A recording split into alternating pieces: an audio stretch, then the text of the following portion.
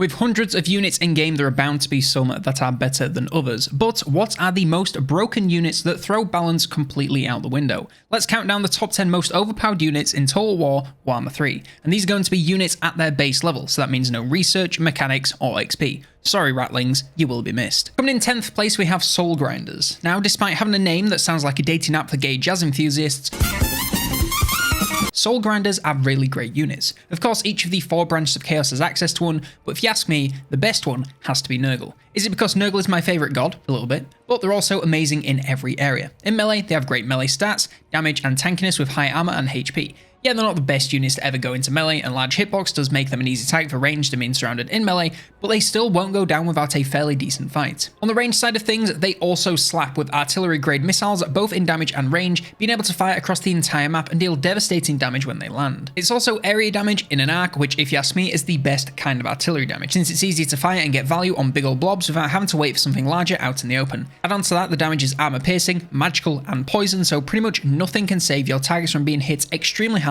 and being weakened in the process, and that goes for both melee and ranged. It's a great all-rounder, and as you'll see in this list, most of the best units are, so it's no surprise to see it make it. Coming in 9th place we have the Skull Cannon. As if by magic, it's another unit that can perform in melee as well as a range. Now you could make an argument for the Skull Cannon being worse than the Soul Grinder, and while that may sometimes be true, at peak performance, aka when I'm not using them, the Skull Cannon is better. First of all, you obviously have the cannon. Massive range damage, and massive range, nothing not to love. It is a cannon, so it needs line of sight, but this thing is pretty speedy, so getting a good angle whilst keeping safe should be no problem at all. In melee, it's more of a chariot than anything you want fighting for any length of time, so moving in and out of enemies is the way to go for max damage and less risk. It takes some micro, but once you get the hang of it, it can charge around like the best of them. Them being chariots, and chariots being my least favourite unit to use in the game.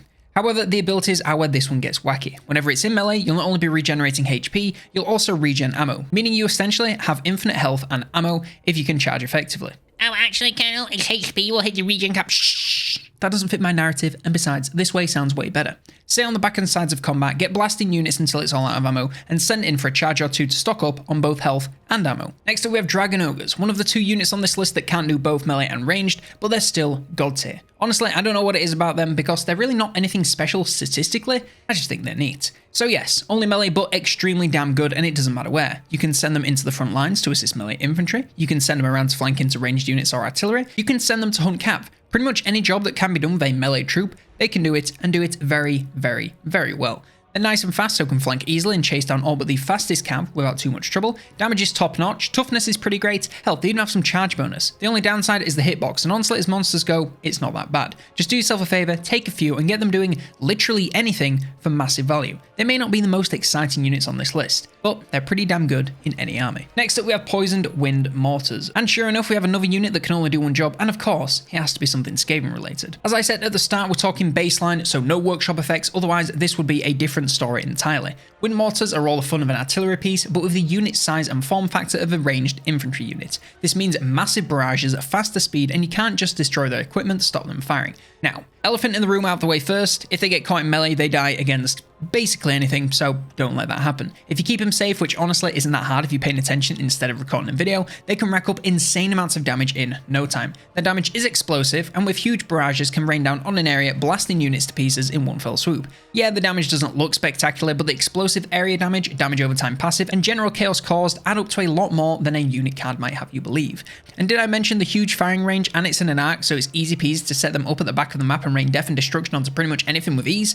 Just do yourself a favour and pick up some for battles. You will not regret it, especially for sieges, where there's some of the only missile troops that will not struggle. Coming in 6th place, we have the Necrophix Colossus. Now we're getting into the units that I don't think anyone is going to be surprised to see on this list. I really don't think anyone is going to argue with the Necrophix making it, so let's just hit the highlights. Big old monster with great melee performance and literally a cannon for an arm for huge range damage. First up, the range. It's from a high angle and has a massive range, so even versus infantry it will do pretty well, but of course large targets are preferred to make the most of the insane projectile damage. In melee it's even more damage, and it doesn't matter what it's up against, infantry and large targets will feel the pain all the same. It has decent armor, and even though it's pretty tall, has a pretty skinny hitbox, so it isn't the easiest target of enemy ranged. Don't get me wrong, it's hardly going to sneak by anything unnoticed, but it's far from the easiest target to focus fire in game. All this adds up to a devastating monster which can dish out damage wherever and however needed. Even if it gets flanked and has its range damage shut down, chances are it'll be able to fight off whatever it comes up against. So the only bad way to use these things is to not use them at all. Coming in 5th place, we have the Saigor. Honestly, it's basically the same as the Necrophix, at least as far as how to use it goes. Statistically, however, it has more range and ammo and fires in an arc. This makes it a better pick versus infantry for the massive area damage from their boulders.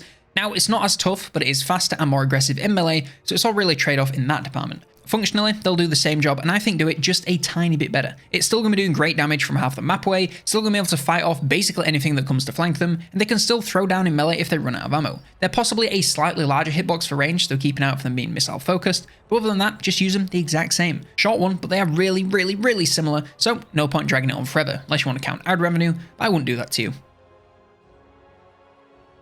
Would I? Coming in 4th place, we have the Fireglaive Internal Guard. Oh look, it's a unit from a recent DLC on an overpowered units list. Who'd have thought? Foreshadowing. Anyway, now we're getting into the units that you can literally use for your entire army. Set them up and win without having to give a single order once battle begins. With Fireglaives, you're getting high damage gunner units that can blast any target to pieces in a barrage or two. They're also clad in extremely heavy armor, so any damage that comes their way from pretty much any form will have a hard time touching their HP bar. And lastly, they're outstanding in melee for a ranged unit with decent melee stats and great armor piercing damage, meaning they can fight off all but the most elite enemy troops if they somehow manage to make it that far.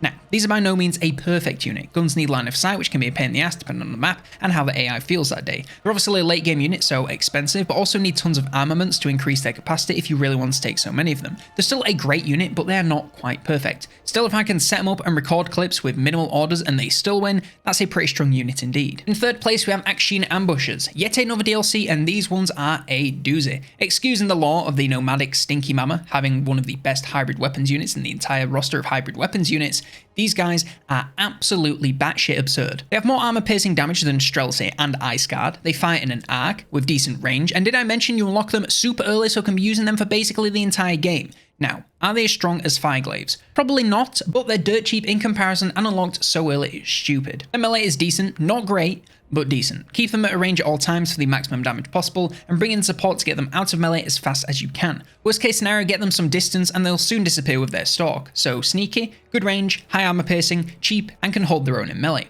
Seems fair to me, boss. Ship it for $25 dimmer.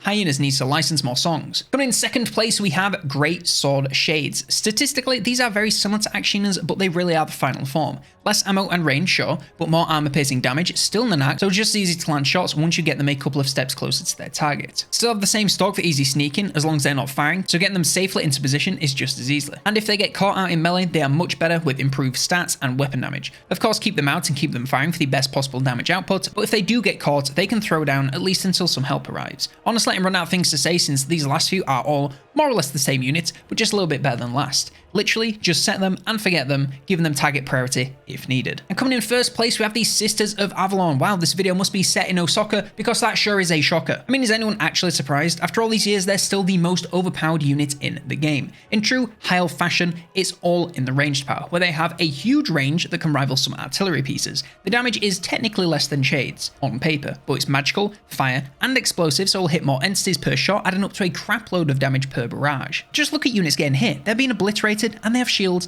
and armor. In melee, they're about on par with Shades as far as staying alive, which is the most important part since you really want them firing and not fighting whenever possible. The melee damage isn't much, but again, that's not the point of the unit. Just set up a few lines, have them focus on major threats first, and keep as many units firing as possible to keep the damage pumping. These guys have always been overpowered and likely always will be, so use and abuse them like Isabella looking at an English white boy because they're never getting patched. And that's my list of the most overpowered units in game. Did I miss any you thought should have made the list? Let me know in the comments below. Like, subscribe, and if you want to know the most annoying factions to fight in Warhammer 3, then check out this video here to see the top 10.